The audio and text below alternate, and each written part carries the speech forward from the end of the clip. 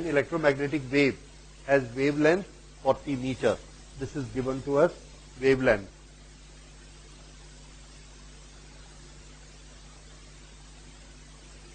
What is photon energy? हमको energy निकालनी है, H की वैल्यू हमको दी है, तो एक ऐसा फॉर्मूला याद करिए जिसमें एनर्जी भी आती हो और H भी आता हो और वेवलेंथ भी आती हो। वेरी गुड, ये बिल्कुल करेक्ट है।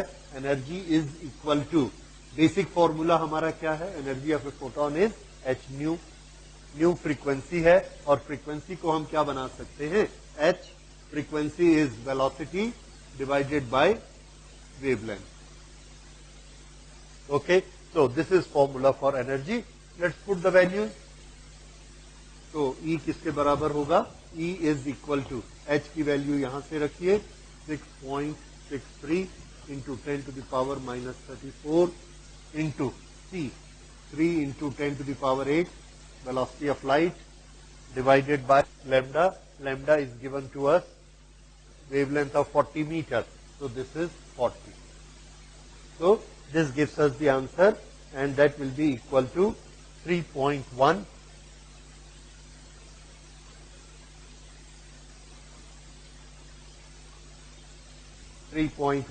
Electron volt. एक चीज और आपको ध्यान रखनी है, ये जो हम एनर्जी निकाल रहे हैं Hc अपॉन लैम्डा, इसको आप मल्टीप्लाई करेंगे तो ये नहीं आता। करके देखिए क्यों, क्या डिफरेंस है? करिए, देख, बड़ी छोटी सी चीज है कि जब आप इसको मल्टीप्लाई करते हैं तो यूनिट कौन सी लेते हैं? एनर्जी हम निकाल रहे हैं और हर चीज हमने एसआई सिस्टम में ली है। कैसे एसआई सिस्टम में ली है? ये जो लिया 6.63, this is HI system, joule second. और ये क्या चीज है? Metre per second. और ये क्या है? मीटर। सब कैंसिलेशन हो गया तो ये क्या बचा? This is joule. क्या बचा? जूल। देखो, ये क्लास 11th का है, जूल इंटू सेकेंड। यहां पर लिया, मल्टीप्लाइड बाय, ये वेलोसिटी है, वेलोसिटी को क्या लेना है? Metre per second divided by metre. Metre metre cancel, second second cancel, क्या बचा? जूल। हम क्या निकाल रहे हैं? एनर्जी। एनर्जी का ऐसा ही सिस्टम में क्या आंसर होता है? Joule, unit. तो आ गया जूल। समझ आया? ओके, जूल आया, लेकिन हमसे स्पेसिफिकली बताकर हमको पूछा जा रहा है एनर्जी इन इलेक्ट्रॉन वोल्ट। तो जूल से इलेक्ट्रॉन वोल्ट में कन्वर्शन करिए। जूल से इलेक्ट्रॉन वोल्ट में कैसे कन्वर्शन करते हैं? This is we multiplied with, बोलिए किससे multiply? This is equal to 4.97 into 10 to the power minus 27 into 1.6 into 10 to the power minus 19, और अब इसका यूनिट क्या बन जाएगा? EV, electron volt. ये सेकंड क्वेश्चन देखिए।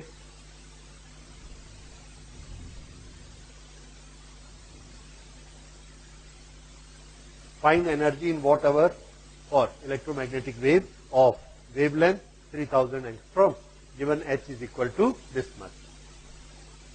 अब वही यूनिट वाला ही है, आपको क्या दिया गया है? लैम्डा। लैम्डा और पूछा क्या गया है? एनर्जी। तो एनर्जी और लैम्डा का रिलेशन आप पहले निकाल चुके हैं, एनर्जी और लैम्डा का relation. Energy is equal to this is equal to this, ये आ गया। सेम फॉर्मूला अप्लाई करिए, लेकिन लैम्डा किसमें है? एंगस्ट्रॉम में। तो एंगस्ट्रॉम में, एंगस्ट्रॉम के बदले क्या लिखेंगे आप? 10 टू द पावर माइनस 10। तो वो किसमें कन्वर्ट हो गया? मीटर, एसआई सिस्टम में। तो लैम्डा की वैल्यू आ गई। H आपको मालूम है, C आपको मालूम है, और उससे हम E निकाल लेंगे। ये E किसमें निकलेगा? जूल में। अब जूल को वॉट आवर में कैसे कन्वर्ट करेंगे? किसी को यूनिट याद आया? जूल कितना वॉट आवर होता है?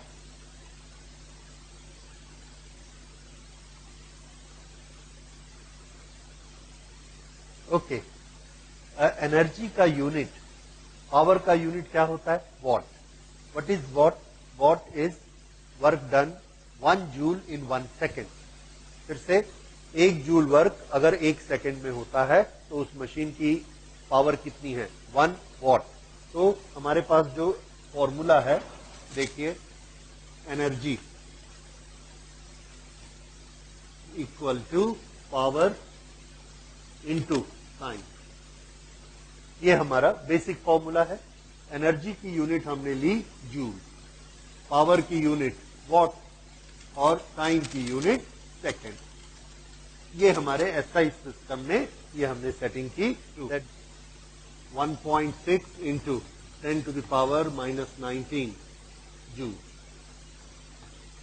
ठीक है, तो 1 joule is equal to 1 joule is equal to 1 upon 1.6 into 10 to the power -19 electron volt. ये आया, और हमारे पास ये है so many जूल।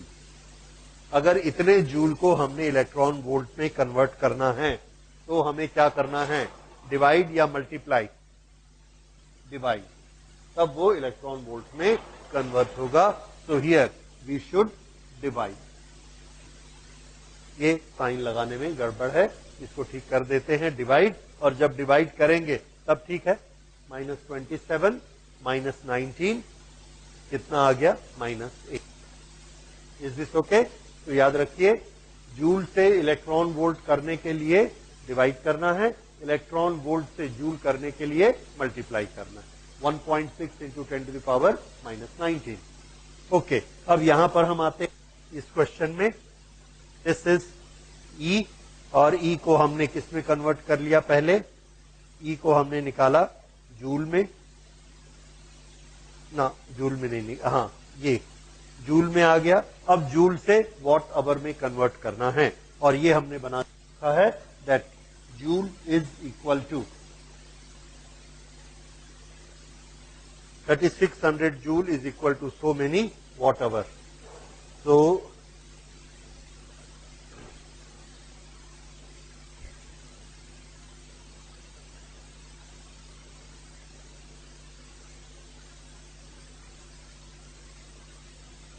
ओके, इसको थोड़ा सा चेक करिए। 3600 joule is equal to 1 watt hour. तो 1 joule is equal to how much? 1 upon 3600 watt hour. 1 joule is equal to 1 upon 3600 watt our.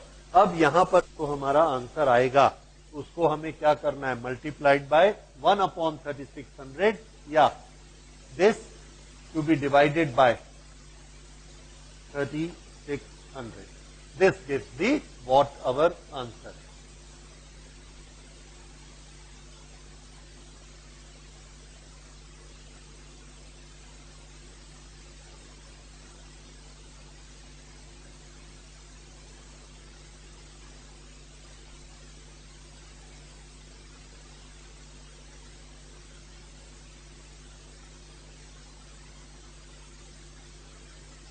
Okay, अब इसे करिए और कर देखिए और इसे मिलाइए। This should come to 1.83 into 10 to the power -20।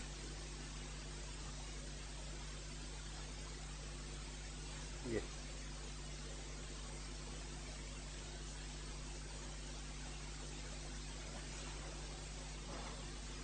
Check करके देखिए इतना आता है कि नहीं आता है।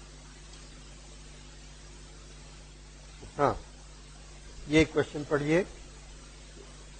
इलेक्ट्रोमैग्नेटिक वेव का डाटा हमको दिया है कुछ, और हमसे ये 3 क्वेश्चन पूछे। एक बार स्टडी करिए और देखिए किस फॉर्मूला में ये फिट होते हैं।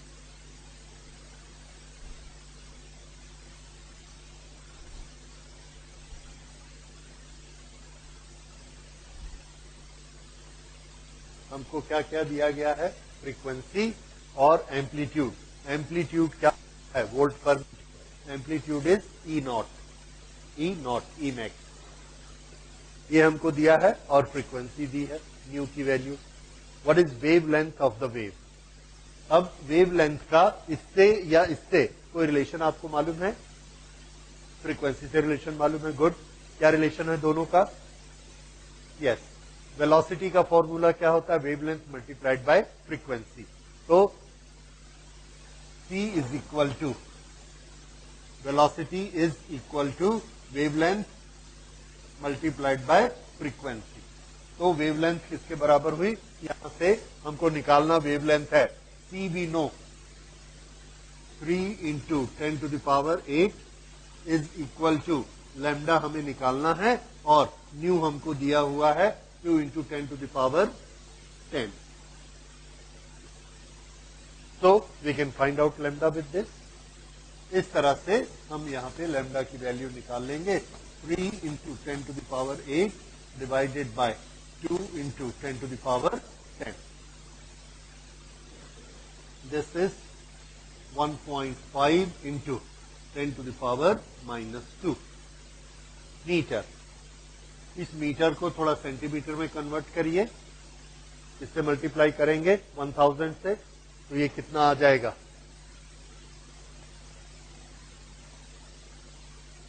15 सेंटीमीटर। इतना आंसर सफिशिएंट है, इसमें जरूरत नहीं आपको कन्वर्ट करने की। This is good enough because this is standard unit. Okay, अब उसके बाद amplitude of oscillating magnetic field. Amplitude of oscillating magnetic field हमको क्या है? Amplitude of electric field. अगर amplitude of electric field given है, एम्पलीट्यूड ऑफ मैग्नेटिक फील्ड निकालना है, तो याद करिए कोई ऐसा फॉर्मूला जिसमें दोनों आते हैं, E और B दोनों आते हैं। यस, आपको ये फॉर्मूला ठीक याद है, E naught upon B naught is equal to what?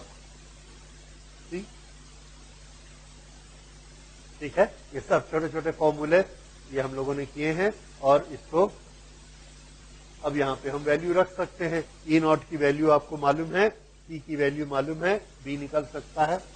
Therefore B naught is equal to E naught की वैल्यू 48 और उसके divided by C 3 into 10 to the power 8। तो B नॉट की वैल्यू कितनी आ गई?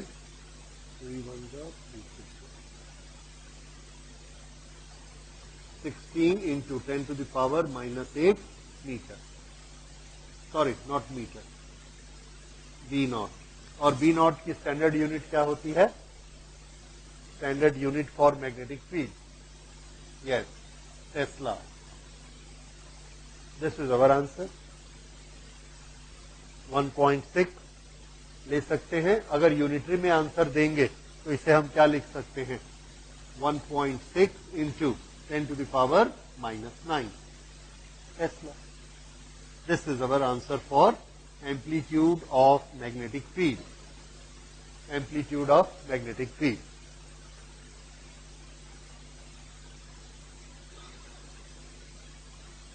Okay, this is second. ये बनाने के बाद उसके बाद थर्ड को देखिए, दैट इज करेक्ट। 16 को बनाया 1.6 इंटू 10 टू द पावर 1 और ये -8 से होके हो गया -7। 1.6 into 10 to the power -7।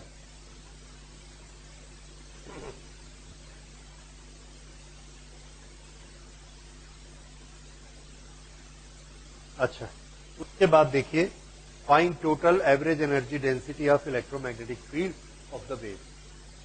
Total average energy.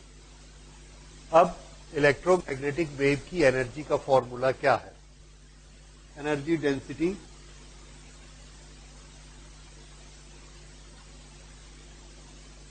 Energy density, इसके दो फॉर्मूले आपने पढ़े हैं। इलेक्ट्रिक फील्ड में कितनी एनर्जी होती है? Half epsilon not E not square. Magnetic field में एनर्जी कितनी होती है?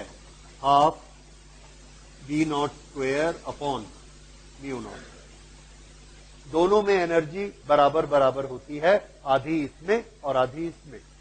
अगर इलेक्ट्रोमैग्नेटिक वेव की ये वाली एनर्जी आधी एनर्जी है तो फुल एनर्जी डेंसिटी कितनी होगी? इसका डबल। इसका डबल करेंगे तब भी आंसर आएगा, इसका डबल करेंगे तब भी आंसर आएगा। तो हमारे पास अवेलेबल क्या है? तो आंसर है हमारे पास अवेलेबल है एम्पलीट्यूड ऑफ इलेक्ट्रिक फील्ड। ये इलेक्ट्रिक फील्ड दिस, क्योंकि इसका एम्पलीट्यूड ई नॉट की वैल्यू मालूम है, इसलिए हम ई नॉट वाला फॉर्मूला यूज करते हैं। तो इलेक्ट्रिक फील्ड की एवरेज डेंसिटी क्या होती है? इतनी। ये सिर्फ एनर्जी डेंसिटी किसकी? इलेक्ट्रिक फील्ड की। तो टोटल एनर्जी कितनी होगी? टोटल एनर्जी इसकी डबल, डबल कर दीजिए, multiplied by 2, that will be epsilon not E not square. Okay, अब इसकी वैल्यू रख दीजिए, पुट वैल्यू। तो u किसके बराबर आएगा?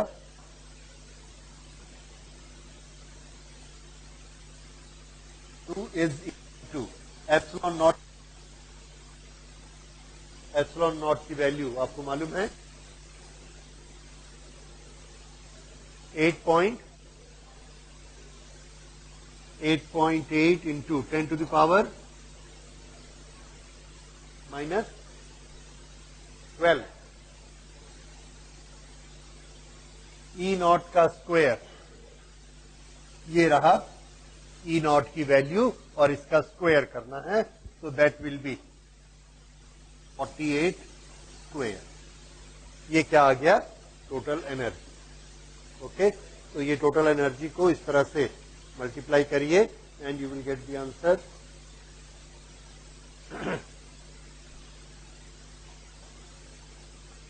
Approximate 10 to the power -8। ये आ गया एनर्जी डेंसिटी। एनर्जी डेंसिटी की यूनिट क्या होनी चाहिए? एनर्जी की यूनिट जूल और डेंसिटी की per metre cube, joule per metre cube. ये एनर्जी डेंसिटी।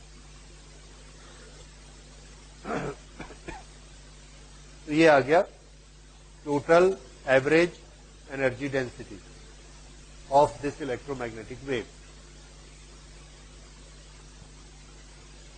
इलेक्ट्रोमैग्नेटिक वेव के जो डिफरेंट फॉर्मूलाज हैं उनको हम यूज कर रहे हैं और उनका एप्लीकेशन देख रहे हैं कि किस तरह के न्यूमेरिकल इसके आ सकते हैं, और ये न्यूमेरिकल इसमें पूछे जाते हैं and we can make it.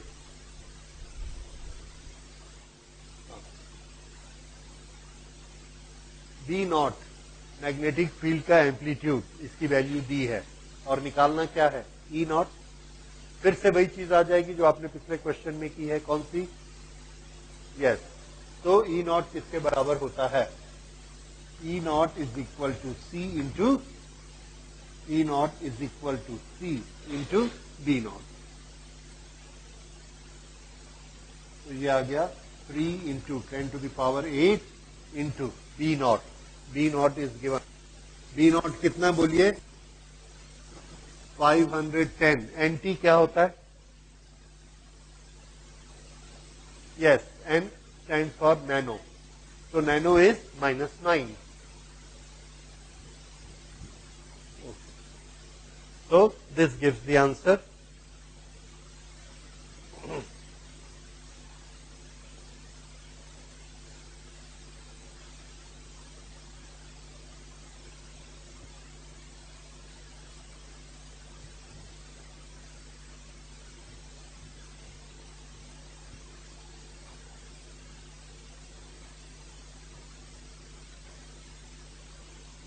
(153 volt per meter). Okay, ये दो क्वेश्चन इस बेसिस पर बनाने हैं।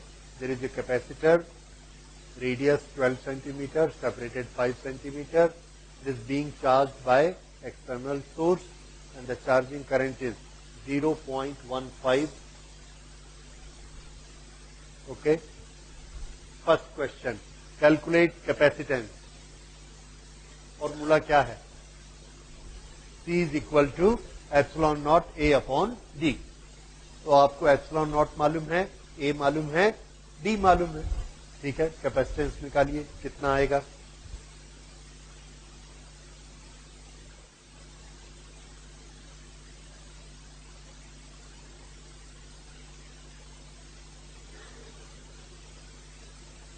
एप्सिलॉन नॉट की वैल्यू कितनी बताई थी आपने? 8.8 into 10 to the power -12.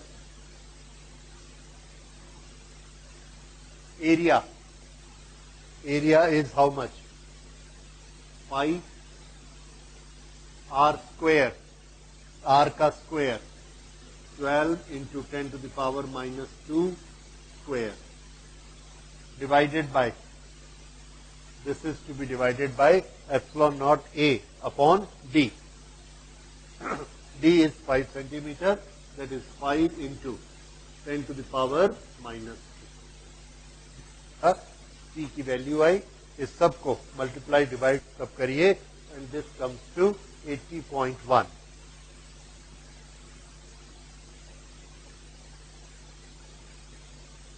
Ten to the power -12 क्या होता है?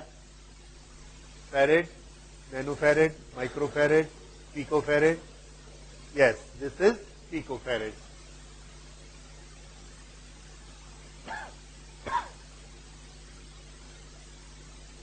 ये आ गया कैपेसिटेंस. देखिए डिस्प्लेसमेंट करंट का फॉर्मूला, डिस्प्लेसमेंट करंट का फॉर्मूला आपने पढ़ा हुआ है.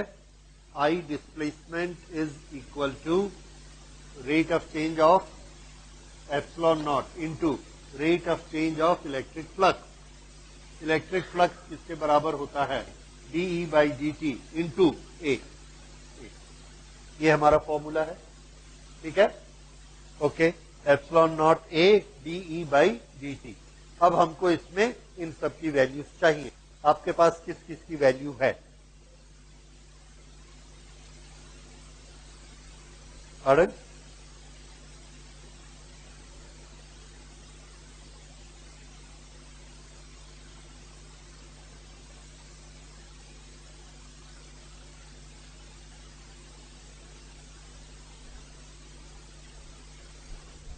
ये इसमें देखिए, ये हो गया rate of change of potential difference.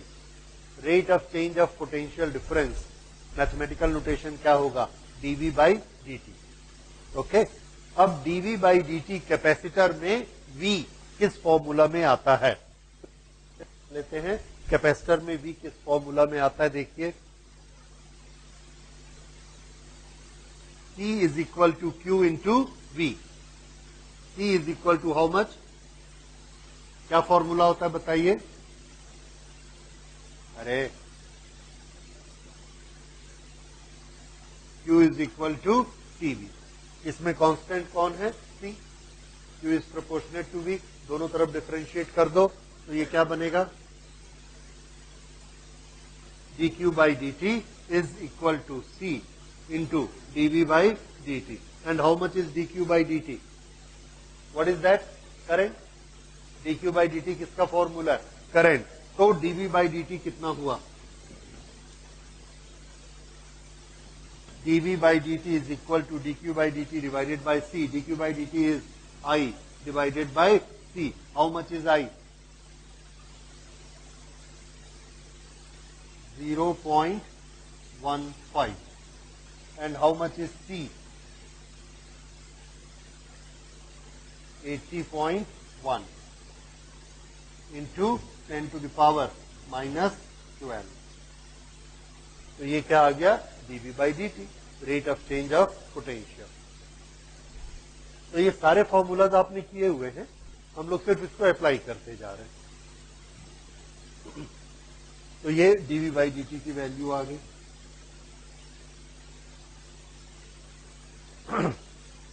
हाँ जी, इसको नोट कर लीजिए. हो गया. नेक्स्ट हमको क्या निकालना है? Obtain displacement current. Okay, displacement current का formula I D is equal to, बताइए, epsilon naught D phi by D T. ये सबको याद है. फाई ई किसके बराबर होता है? E into A. Okay, so this is equal to epsilon naught d by dt of E into A. A is a constant area इसलिए हमने उसको यहां लिख दिया ए। तो epsilon naught A D E by D T, यहां तक पहुंच गए। अब आगे बढ़ते हैं। Epsilon naught A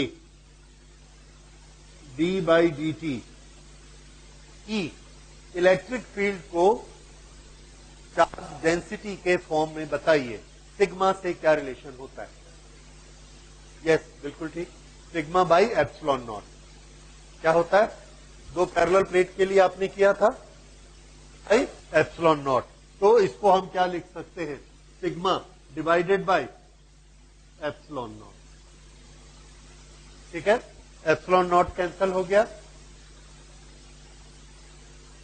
epsilon not cancel, क्या बचा, D by D T, D by D T of sigma into A. बताइए सिग्मा इंटू ए क्या होता है।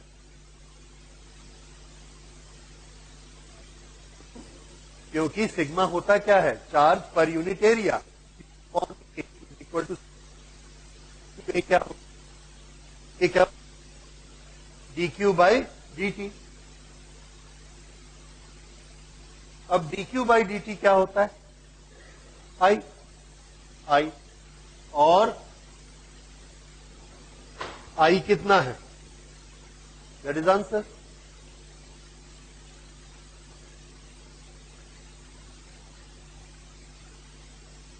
ये आई, ये कौन सा आई है, is it D Q by D T, कौन सा आई होता है, दैट इज कंडक्शन करंट।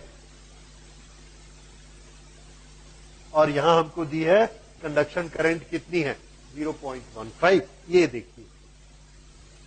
और इससे आप एक चीज और प्रूव कर सकते हैं, prove that I D is equal to I, yes, prove that I D is equal to I C. Displacement current और कंडक्शन करंट बराबर होती है, देख लीजिए बराबर होती है। समझ में आया। तो इससे आपके दोनों चीजें सॉल्व होती हैं, आई डी और आई सी बराबर होते हैं, और इस क्वेश्चन में आई सी की वैल्यू दी है वही आई डी। और ये सारे फॉर्मूले आपने पढ़े इलेक्ट्रोस्टैटिक्स में और ईएम वेव्स में।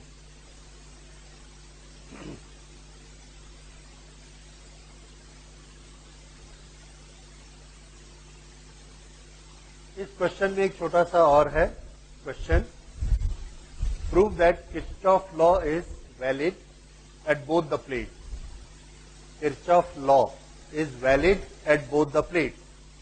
किरचॉफ लॉ, फर्स्ट लॉ क्या है, the current incoming to the junction is equal to current outgoing. यहां पर इसमें से कितनी करंट आ रही है और इसमें से जा कितनी रही है, जीरो, कहां करंट जा रही है। तो इसमें हमको एक्सप्लेनेशन क्या देनी है, so far we have proved that conduction current is equal to displacement current, and between the two plates which current exists, displacement current exists. So on the one way which current is entering, I conduction, and on the other way which current is going here, ID, but IC is equal to ID. So current entering the plate is IC, current leaving the plate is ID, but IC is equal to ID. We have proved. Therefore, Kirchhoff law is valid. Kirchhoff law is valid. समझ आया। इसी तरह से second plate में जो current enter करती है वो कौन सी है, डिस्प्लेसमेंट करंट, और जो करंट लीव करती है वो कौन सी होती है, IC. तो we have proved that ID is equal to IC. Therefore, Kirchhoff law is applicable on plate number 2 also. ठीक है, तो this is how we make it. Okay, now we go to the next question. ये दो question देखिए। In electromagnetic wave E naught is this much and its frequency is 50। Okay, ये दो ही information हमारे पास हैं। एक इंफॉर्मेशन जो हमेशा आपके पास रहती है वो है velocity of electromagnetic waves in free space, that is always there. Okay, अब शुरू करते हैं। डिटरमाइन बी नॉट, बताइए बी नॉट ई नॉट से कैसे निकलता है। Very good, So we will solve it here. Answer A. B naught is equal to E naught upon C. इससे इसका आंसर आ जाएगा.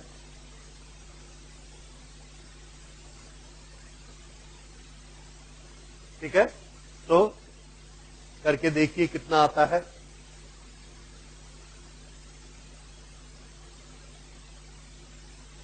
$120. This is E naught. ये ऐसा ही सिस्टम है तो वैसा ही रहेगा.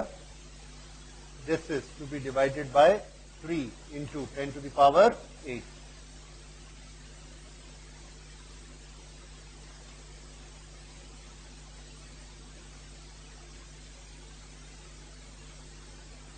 ओके.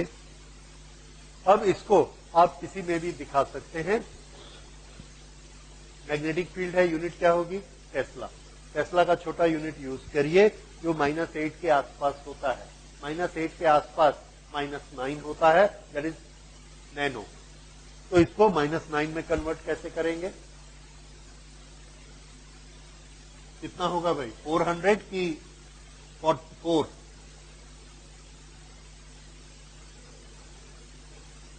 400 nano Tesla. ओके. 6 के आसपास होता, माइक्रो बना देते. ये बी नॉट पता लग गया. नेक्स्ट हमें क्या पता लगाना है? ओमेगा. बताइए ओमेगा कहां से मिलेगा? यस, कल ये फॉर्मूलास का टेस्ट है. ओमेगा किसके बराबर होता है? 2 पाई इंटू फ्रीक्वेंसी. क्या है? यस. तो omega is equal to 2 into 3.14 into frequency क्या लिखना है? 50 इंटू 10 to the power 6. अब इसको आप थोड़ा सा सॉल्व कर दीजिए सो दैट सिंगल फिगर आ जाए उसमें, and it should come to 3.14. Pi को वैसे ही रहने दो, बाकी सब चीजों को मल्टीप्लाई कर दो. इसको एज इट इज रहने देते हैं. 3.14 इंटू 10 to the power 8. और इसका यूनिट क्या हो जाएगा? रेडियन पर सेकेंड. ये ओमेगा का यूनिट होता है रेडियन पर सेकेंड.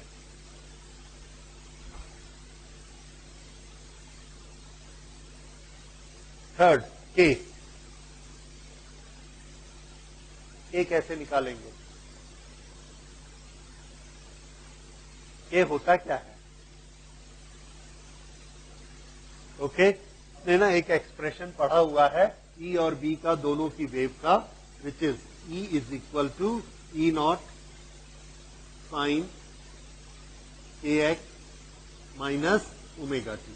ये जिसमें ओमेगा अभी अभी आपने देखा, ओमेगा 2 पाई अपॉन टी होता है, 2 पाई इंटू एफ होता है. ये क्या होता है? 2 pi upon lambda. This is के. ठीक है. तो इसका मतलब है कि लैम्डा कहां छिपा हुआ है? के में. और अगर हमको के पता लग गया तो लैम्डा भी पता लग जाएगा. ठीक है. ओके. अब के कहां से लाएंगे? फिर से ये वेलोसिटी ऑफ द लाइट. हमको चीजें मालूम क्या क्या है? E naught frequency, E naught frequency. और हाँ, अगर आपको फ्रीक्वेंसी मालूम तो आप क्या निकाल सकते हैं? फ्रीक्वेंसी का फॉर्मूला बताइए. फ्रीक्वेंसी के बहुत सारे फॉर्मूले हैं. एक चीज जो हमारे नॉलेज में है, that is velocity of light. Velocity of light, yes. तो c is equal to velocity of light, c is equal to nu into lambda. यहां पर आपको न्यू मालूम है और c मालूम है. ये न्यू की वैल्यू भी है 50 मेगाहर्ट्ज.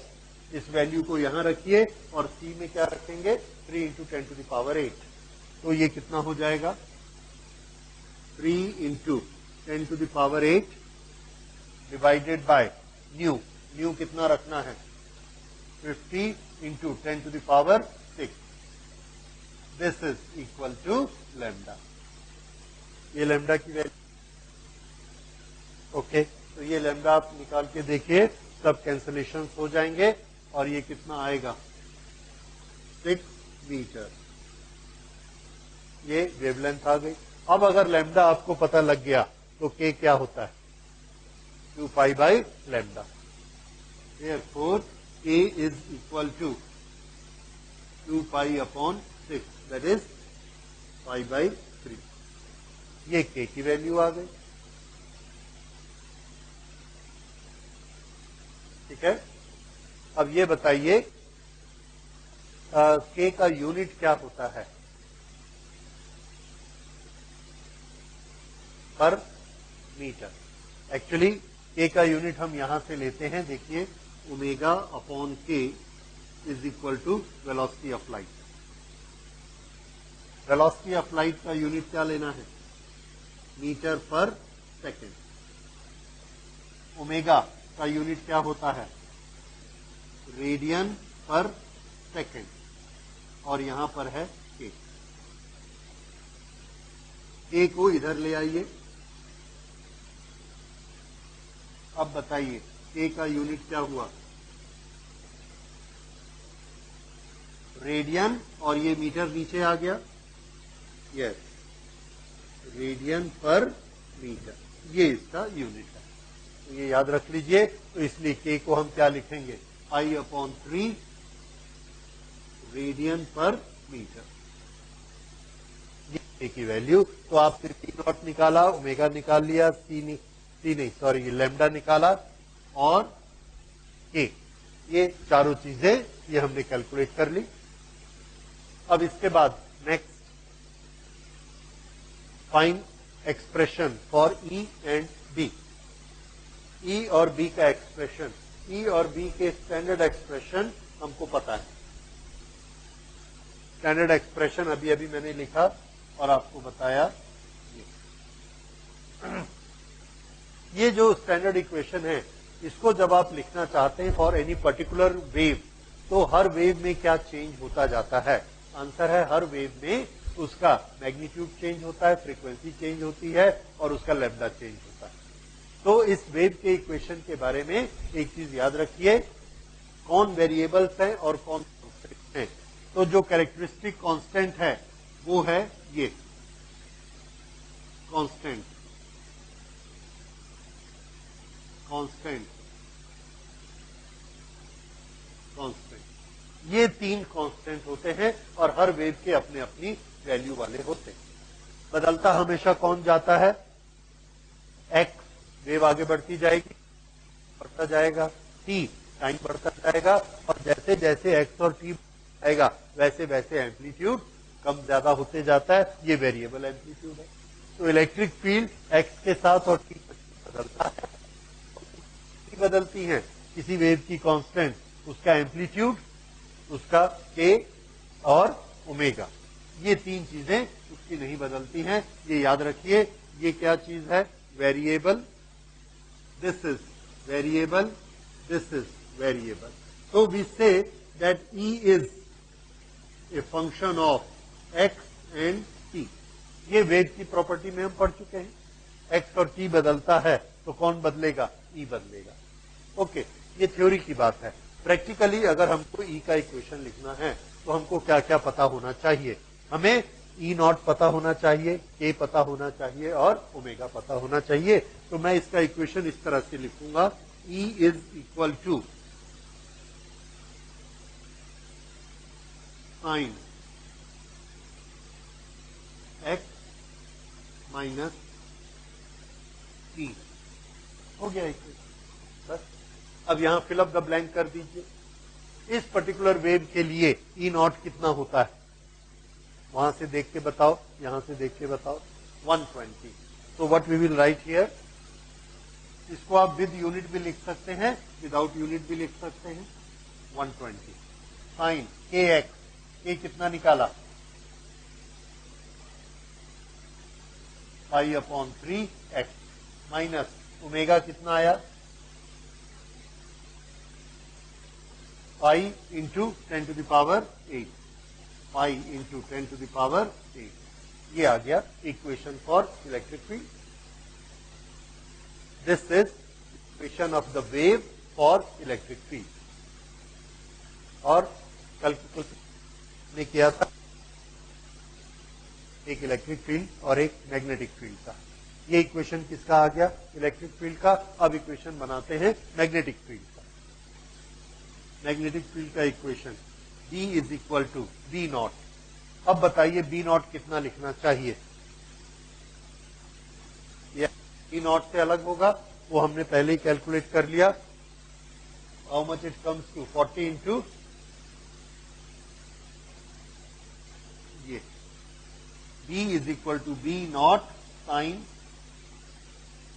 स्पेस दोनों का एक ही रहता है, तो आंख बंद करके इसको यहां कॉपी कर दीजिए। तो this is 5/3x minus 10 to the power 8 पाई। तो ये E का और ये B का, ये दोनों का इक्वेशन आ गया। बस तरीका समझ आया? अब इसमें थोड़ा सा हमको और एक करेक्शन करना है डायरेक्शन के लिए। अगर हम इक्वेशन देना चाहते हैं, we can give vector equation, तो इसको मैं लिखूंगा वेक्टर E। अब ये अगर वेक्टर E है, इसको देखकर बताइए वेव किस डायरेक्शन में जा रही है। तो हमें देखना है यहां पर ये क्या लिखा है? x। तो वेव किस डायरेक्शन में जा रही है? x की डायरेक्शन में। अगर यहां y लिखा होता तो वेव y डायरेक्शन में जाती, z लिखा तो z की डायरेक्शन में जाती। अगर ये x की डायरेक्शन में जा रही है तो E किधर होगा? इसके परपेंडिकुलर। परपेंडिकुलर मतलब y की तरफ या z की तरफ। कहते हैं कि ये y की तरफ है, तो ये E किस तरफ है? y की तरफ। इसलिए अगर ये वेक्टर बनता है तो इसको वेक्टर कैसे बनाएंगे? हम यूनिट वेक्टर से मल्टीप्लाई करेंगे जो कि y डायरेक्शन में होता है। तो y डायरेक्शन में यूनिट वेक्टर कौन होता है? This is the right equation. समझ आया?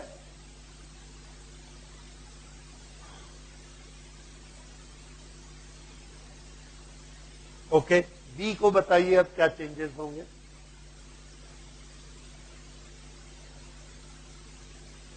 इससे मल्टीप्लाई करना कौन से यूनिट वेक्टर से? K, correct.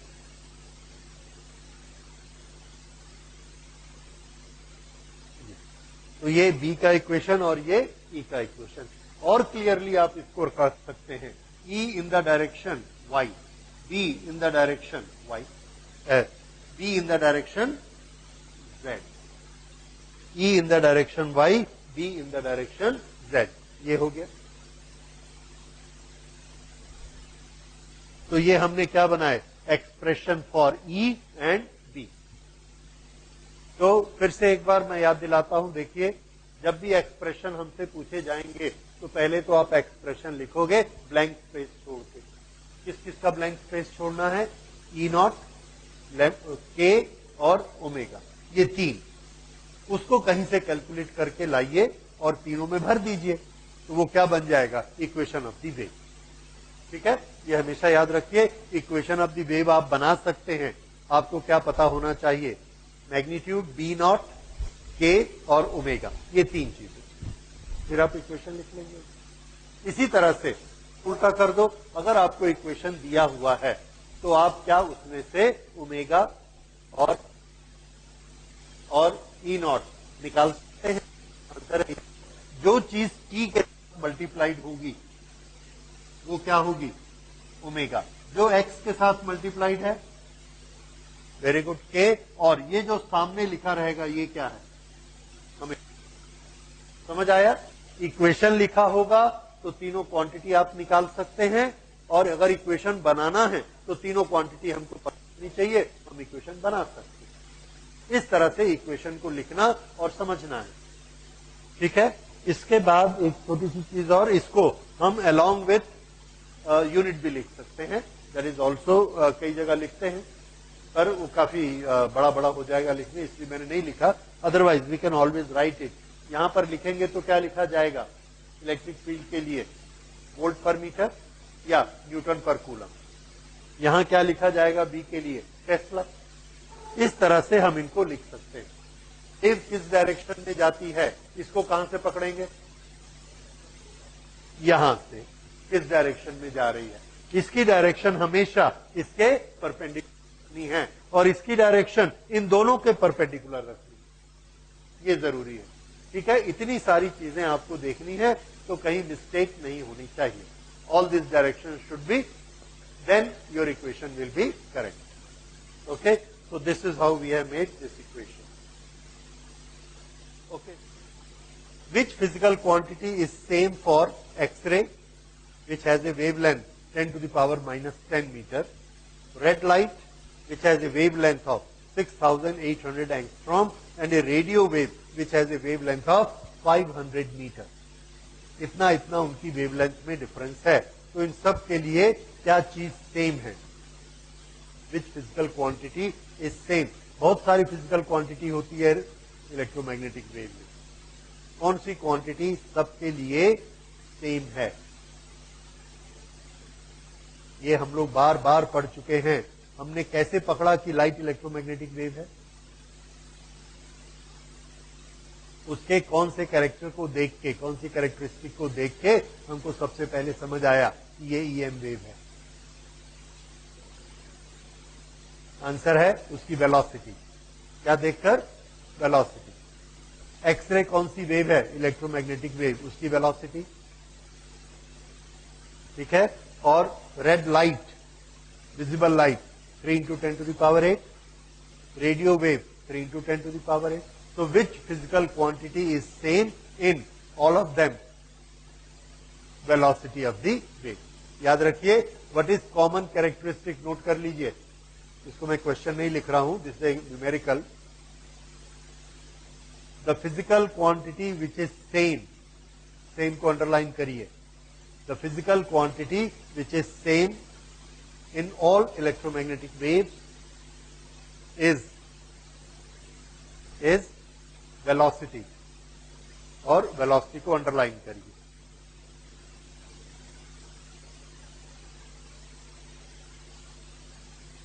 And that is 10 to the power 8.